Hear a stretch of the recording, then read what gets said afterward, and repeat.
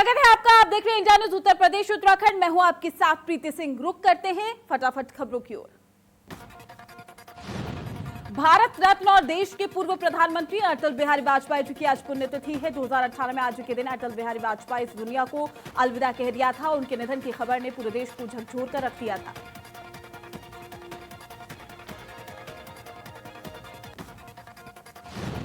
पूर्व पीएम अटल बिहारी वाजपेयी की पुण्यतिथि पर राष्ट्रपति रामनाथ कोविंद ने अटल बिहारी वाजपेयी को दी श्रद्धांजलि। राष्ट्रपति ने अटल जी को किया याद।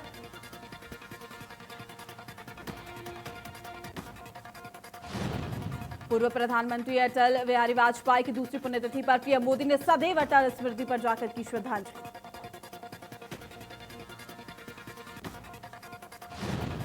पूर्व प्रधानमंत्री अटल बिहारी वाजपेयी को रक्षा मंत्री राजनाथ सिंह और उपराष्ट्रपति वेंकैया नायडू ने भी समाधि स्थल पर श्रद्धांजलि अर्पित की। केंद्रीय गृह मंत्री अमित शाह ने अटल बिहारी वाजपेयी को याद करते हुए ट्वीट में लिखा, नरेंद्र मोदी जी के नेतृत्व में केंद्र सरकार अटल जी के विचारों को केंद्र में रखकर सुशासन और गरीब कल्याण के मार्ग पर अग्रसर है। भारत को विश्व में एक महाशक्ति बनाने के लिए कटिबद्ध है। राहुल गांधी का मोदी सरकार पर हमला। हर भारतीय को सेना की क्षमता और वीरता पर विश्वास पे मोदी को छोड़कर जिनकी कायरता ने चीन को हमारी जमीन लेने की अनुमति दी है, जिनके झूठ से ये सुनिश्चित होगा कि वो इसे बनाए रखेंगे।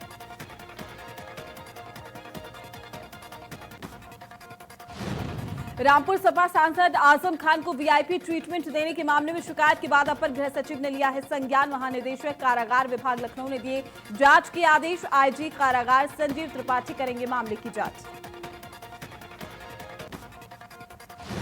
संजीव त्रिपाठी शिकायतकर्ता को बयान दर्ज करने बुलाया है। शिकायतकर्ता ने बताया कि मेरी जान को खतरा है, मेरी सुरक्षा की जिम्मेदारी किसकी।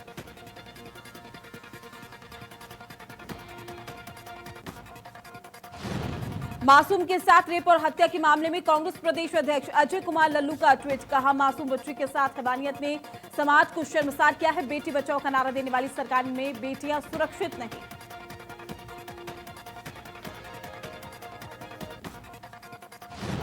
लखीमपुर खीरी की घटना पर मायावती का ट्वीट। कहा, रेप के बाद किशोरी की हत्या अति दुखद। सपा और वर्तमान बीजेपी सरकार में क्या अंतर रहा।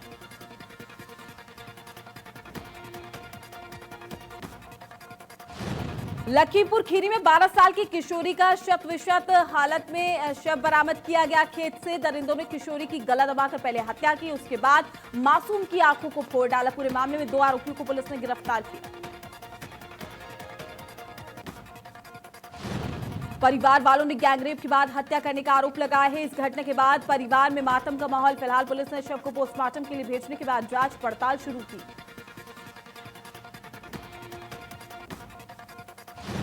पुलिस अधीक्षक सत्येंद्र कुमार ने घटना का संज्ञान लेते हुए आरोपियों की तलाश के लिए टीम भी गठित कर दी है।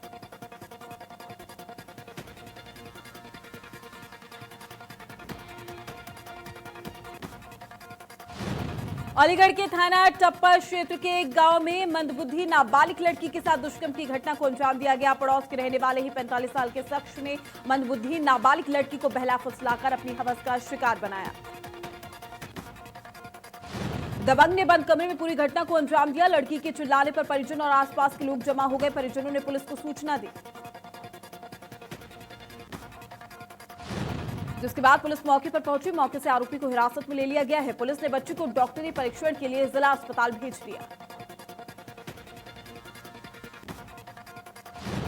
यूपी में मौसम विभाग ने बारिश को लेकर जारी किया है अलर्ट। बिजनौर, बलरामपुर, श्रावस्ती, गोंडा, सिद्धार्थनगर में अलर्ट। अलग अलग जगहों पर 3 घंटे में हो सकती है बारिश।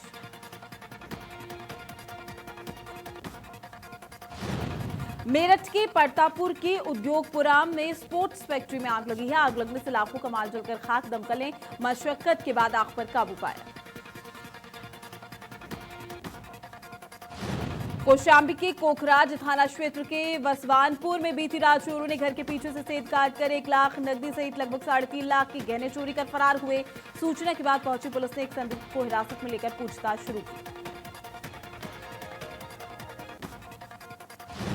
शामली के थाना भवन क्षेत्र के गांव उमरपुर निवासी संजीव ने थाने में पहुंचकर पुलिस को सूचना दी थी कि उसका 11 साल का बालक कार्तिक दिनांक 13 अगस्त की शाम से घर के बाहर खेलते हुए अचानक से लापता हो गया।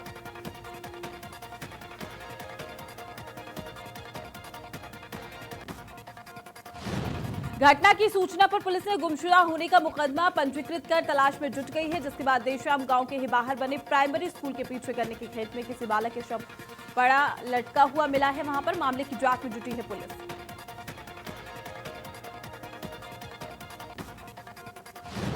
ग्रेटर नोएडा के खटाना गांव में दबंगों ने मामूली विवाद के बाद पड़ोसी पर हमला कर दिया। आधा दर्जन से आपको बता दें कि दबंग जो है लाठी डंडों के साथ पहुंचे थे। हमले में महिला समेत 4 लोग घायल हुए। घटना की जानकारी पुलिस को दी गई है। पुलिस मामले की जांच में जुटी है।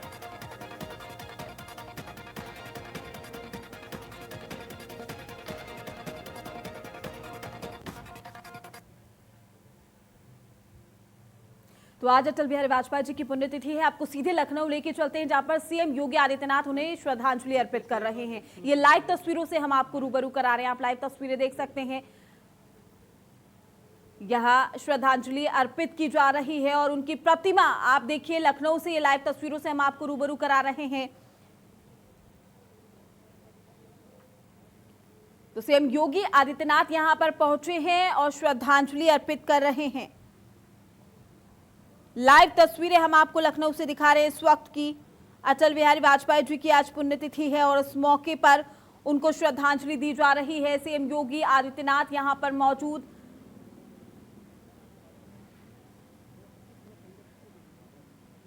तो आज के दिन हमारे बीच से विदा हुए थे अटल बिहारी वाजपेयी जी, जिनको आज याद किया जा रहा है।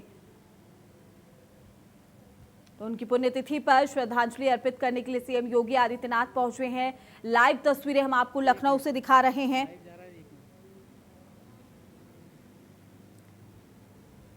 तो सीएम योगी आदित्यनाथ श्रद्धांजलि अर्पित कर रहे हैं और आप प्रतिमा देख सकते हैं। लखनऊ से लाइव तस्वीरें हैं जहां अटल बिहारी वाजपेयी जी की पुण्यतिथि आज है और इस मौके पर उन्हें श्रद्धांजलि दी जा रही है।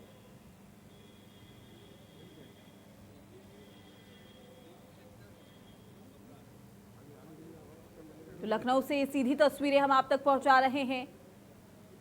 सीएम योगी आदित्यनाथ ने श्रद्धांजलि दी है और अब वो रवाना होते हुए लाइव तस्वीरों से हम आपको रूबरू करा रहे हैं।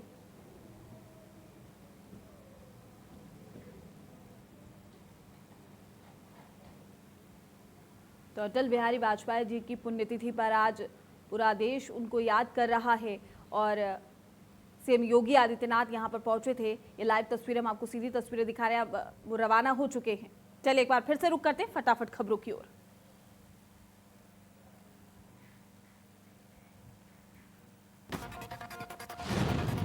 वाराणसी के एक प्राइवेट अस्पताल में मरीज की मौत के बाद उसके परिजनों से पैसे लेने के लिए मरीज की हालत गंभीर बताते हुए लाखों रुपए लिए जाने का आरोप लगाया गया है। इलाज के नाम पर मृतक व्यक्ति के परिजनों से लिया गया पैसा। घटना के बाद बदलापुर के बीजेपी विधायक रमेश मिश्रा अपने दल बल के साथ अचानक से शहीद उमानाथ सिंह जिला चिकित्सालय पहुंचे। वहां उन्होंने डॉक्टर्स को तलब कर प्राइवेट नर्सिंग होम को लाभ पहुंचाने की नियत से अस्पताल परिसर में प्राइवेट एम्बुलेंस के सारे मरीज को भेजने का आरोप लगाते हुए कड़ी फटकार लगाई। विधायक रमेश मिश्रा की माने तो अकेले उनके विधानसभा क्षेत्र बदलापुर से बीते 10 दिनों में से 5 मरीजों को वाराणसी के एक चर्चित अस्पताल नोवा में जौनपुर के पास जिला चिकित्सालय के डॉक्टर्स द्वारा रेफर करने के बाद भर्ती कराया गया था, जिसमें से 5 की मौत हो गई। उनसे 5 से 10 लाख रुपए वसूल किए गए। ग्रेटर नोएडा से शारदा अस्पताल की बड़ी लापरवाही के चलते एक युवक की जान चली गई। युवक ने अपने परिजन को मैसेज करके इस बात की जानकारी दी और कहा कि कभी भी हो सकता है, मेरे साथ एक बड़ा हादसा हो जाए। इलाज के नाम पर मुझे किया जा रहा है परेशान। घटना के बाद परिजनों ने डॉक्टर्स पर आरोप लगाते हुए कहा है कि युवक ने पहले ही हमें जानकारी दे दी थी कि उसके साथ गलत हो रहा है। अस्पताल के तमाम डॉक्टर और स्टाफ हमें परेशान कर रहे हैं। मौत से पहले युवक ने परिजनों को इस बात की जानकारी दी।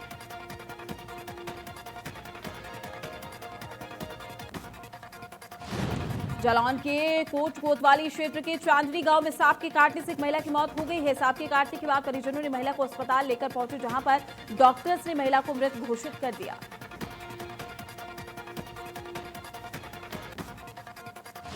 कानपुर का सबसे चर्चित विक्रू कांड के मुख्य आरोपी विकास दुबे को पुलिस मुठभेड़ में मार गिराए जाने के बाद उसके बचे हुए साथियों में भय का माहौल बना हुआ है। विकास दुबे के बचे हुए साथियों में से एक और ने पुलिस थाने में सरेंडर कर दिया।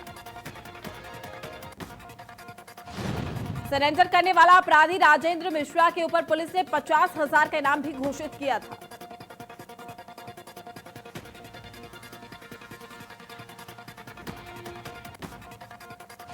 मऊ जिले के मधुबन थाना क्षेत्र में पड़ने वाले रामपुर पुलिस चौकी को अब थाने का दर्जा दे दिया गया है। मधुबन थाने की भार को कम करने के लिए शासन द्वारा पहले ही थाने की स्वीकृति दे दी गई थी।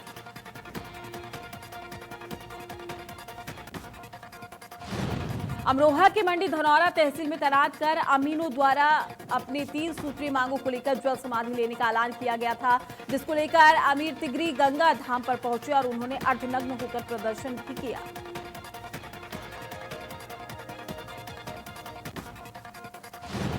लखनऊ में पुलिस ने गन पॉइंट पर हुई लूट का खुलासा किया है। व्यापारी के भतीजे के साथ हुई थी लूट की वारदात। पुलिस ने 2 लुटेरों को किया है बरामद। एक अवैध तमंचा, 2 जिंदा कारतूस और 64,000 रुपए बरामद किए।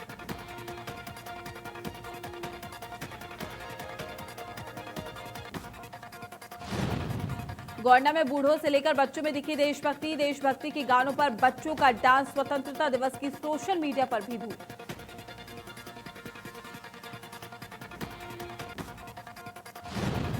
अमरोहा में रिश्तों को शर्मसार कर देने वाला मामला। दुकान पर कब्जा करने से लेकर भाई ने भाई की हत्या की। बड़े भाई को छोटे भाई ने गर्दन काटकर उतारा मौत के घाट। पुलिस ने आरोपी को मौके से रंगे हाथों किया गिरफ्तार।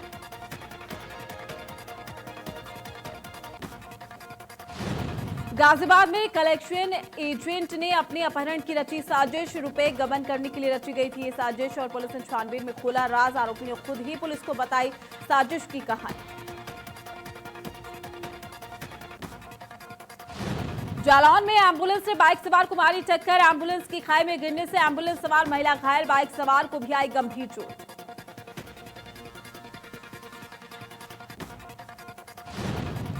सुल्तानपुर में कलेक्ट्रेट में झंडारोहण के बाद कोविड पॉजिटिव अभिनेता विकास श्रीवास्तव ने जमकर हंगामा किया। इस दौरान विकास ने अस्पताल कर्मचारी पर मारपीट और अव्यवस्था का आरोप लगाया।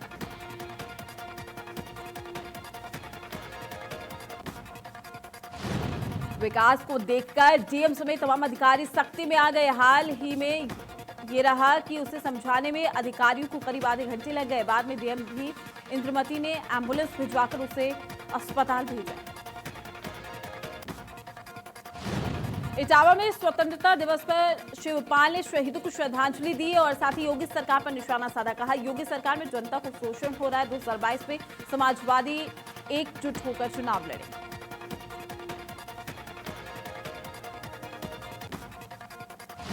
लखनऊ में कोरोना वॉरियर्स का किया गया सम्मान। स्वतंत्रता दिवस के अवसर पर किया गया सफाई कर्मियों को सम्मानित। पार्षद नागेंद्र चौहान ने किया सफाई कर्मियों का सम्मान।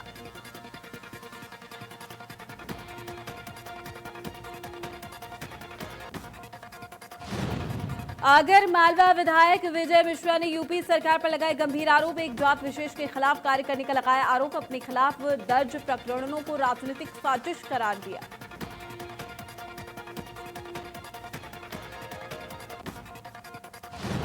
लखनऊ में सुरक्षित नहीं महिलाएं। किशोरी को नशीला पदार्थ मिलाकर किया गया गैंगरेप। निजी अस्पताल से किशोरी को ले जाकर किया गया है गैंगरेप। 4 दिन बाद किशोरी ने परिजनों को बताई है आप बीती। पुलिस ने 2 आरोपियों को किया गिरफ्तार। गुंडवा थाना इलाके का यह पूरा मामला। सीतापुर में पैसे के लेन देन में हत्या। भतीजे ने चाचा चाची की हत्या की। हत्या के बाद आरोपी ने पुलिस को इस बात की सूचना थी। पुलिस ने आरोपी को हिरासत में लिया। बुलंदशहर में मामूली विवाद में हत्या। भाई ने की भाई की गोली मारकर हत्या। आरोपी की तलाश में जुटी पुलिस।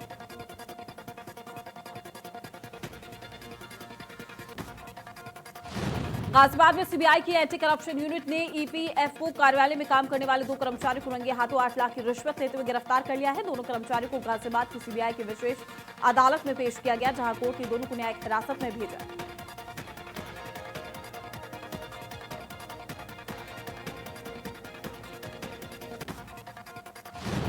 कानपुर में मंचलों के हौसले बुलंद है। आरोपी ने महिला पर चाकू से किया हमला। महिला को गंभीर हालत में हैलेट अस्पताल में किया गया भर्ती। पुलिस ने आरोपी को किया गिरफ्तार।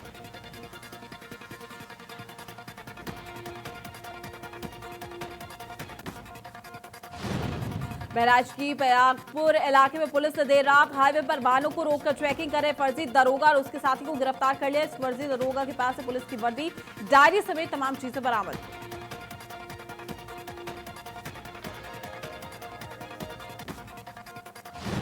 आजमगढ़ में प्रधान और बच्चे की मौत का मामला। गुस्साए भीड़ ने थाने में की तोड़फोड़। बोगरिया चौकी को लोगों ने किया आग के हवाले। पुलिस ने समझा बुझाकर लोगों को किया शांत।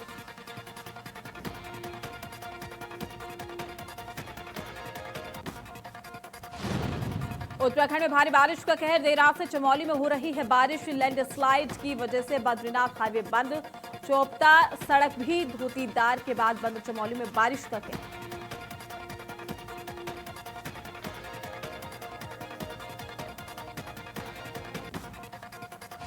हरिद्वार में बदला मौसम का मिजाज। जिले में सुबह से हो रही बारिश। कई जगहों पर बारिश के चलते जलभराव से लोगों को हो रही परेशानी।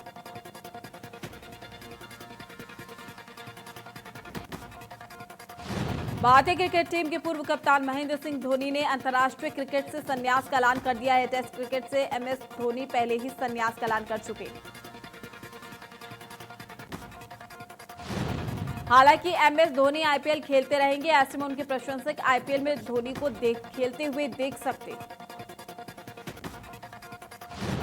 39 साल के एमएस धोनी टेस्ट क्रिकेट से पहले ही संन्यास का ऐलान कर चुके हैं। हालांकि वनडे और टी20 में भारतीय क्रिकेट टीम का हिस्सा बने हुए थे।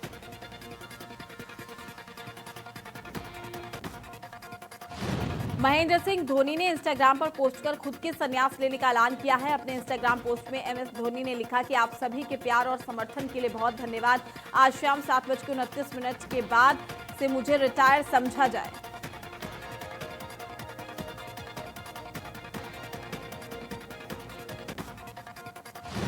धोनी के साथ अंतर्राष्ट्रीय क्रिकेट से सुरेश रैना ने भी लिया है संन्यास। कहा धोनी के साथ खेलना गर्व की बात।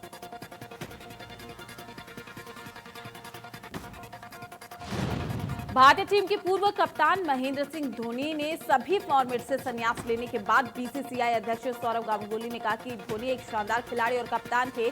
आज उनके संन्यास के बाद टीम इंडिया में एक युग का अंत हो गया। देश में कोरोना का कहर जारी है। 24 घंटे में 63,000 से ज्यादा नए केस। कोरोना मरीजों की संख्या 25,89,000 के पार। कोरोना से अब तक 50,000 से ज्यादा मौत।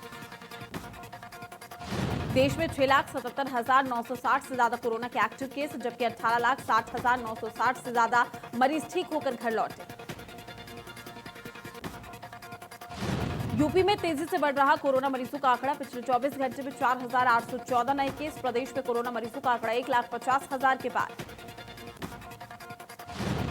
यूपी में कोरोना वायरस के चलते एक दिन में सबसे ज्यादा 58 लोगों की मौत। कोरोना से अब तक 2,393 लोगों की मौत। प्रदेश में 51,437 के करीब कोरोना के एक्टिव केस।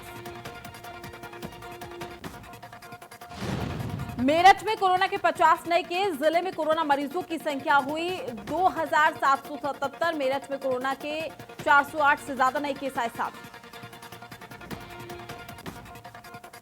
उत्तराखंड में भी कोरोना तेजी से फैल रहा है, अपना पांव पसार रहा है। पिछले 24 घंटे में 325 नए कोरोना संक्रमित मिले हैं। प्रदेश में कुल कोरोना मरीजों की संख्या 12,000 के करीब पहुंची। प्रदेश में एक्टिव मरीजों की संख्या 4,000 के पार। 7,748 मरीज अस्पताल से हो चुके हैं डिस्चार्ज, जबकि कोरोना के चलते 151 लोगों की अब तक हो चुकी है मौत। 24 घंटे में सबसे ज्यादा 135 केस हरिद्वार में आए हैं। देहरादून में 34, नैनीताल में 62 और रुद्रप्रयाग में 27 नए केस।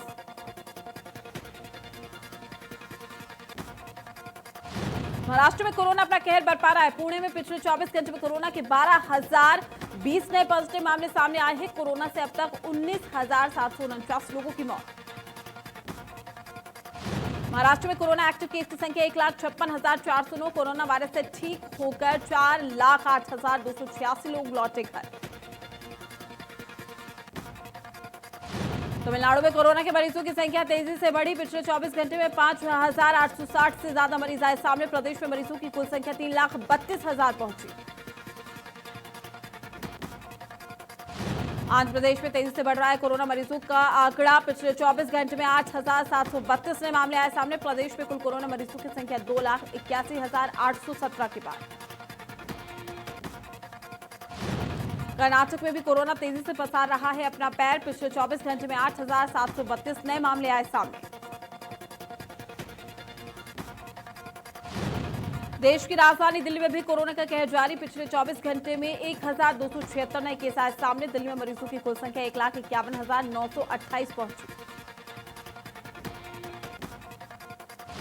बिहार में तेजी से बढ़ रही कोरोना मरीजों की संख्या। पिछले 24 घंटे में 3,536 मरीज आए सामने। कुल कोरोना मरीजों की संख्या 1,01,906 के पार पहुंची।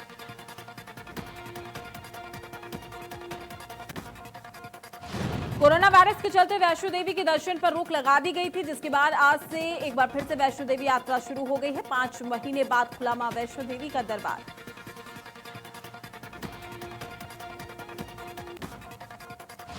अमेरिकी राष्ट्रपति डोनाल्ड ट्रंप के छोटे भाई रॉबर्ट ट्रंप का निधन हो गया है। बिजनेसमैन रॉबर्ट 71 साल के थे। न्यूयॉर्क के एक अस्पताल में उनका इलाज चल रहा था।